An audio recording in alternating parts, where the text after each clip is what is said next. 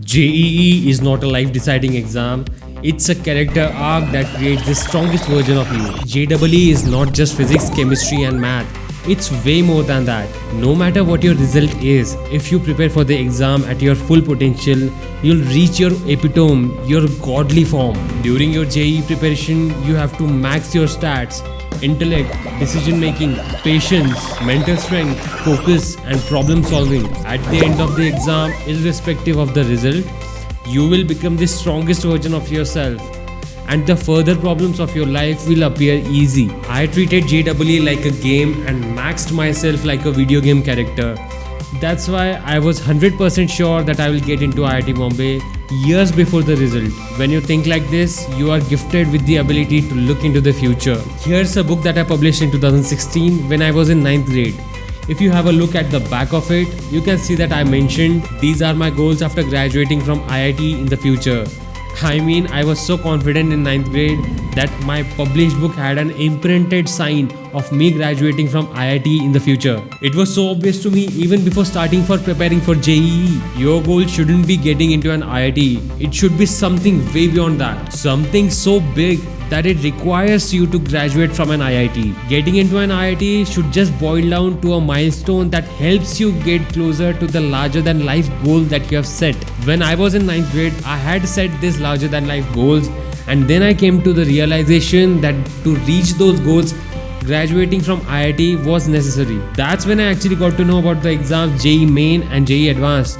I was totally unaware of these exams before then. Neither did my parents ask me to appear for JEE, and nor was it my primary motive. If you put getting into an IIT as your primary dream, either you will fail in JEE Advanced or you will have no direction in your life even after cracking JEE Advanced. The major flaw with putting IIT JEE at the pedestal of a dream is that failing in it seems like the end of life. That's the exact reason why majority of the students go into depression and trauma after they fail to get into an IIT. If you set a major goal in your life and put JEE as just a path to reach that goal, even if you fail to get into an IIT, you'll still have the major goal. You'll still find out other ways to get there and you won't fall into depression and trauma of not being able to crack JEE. Put this in your mind. The IITians that society respects are the ones who actually have a major impact on society and are successful.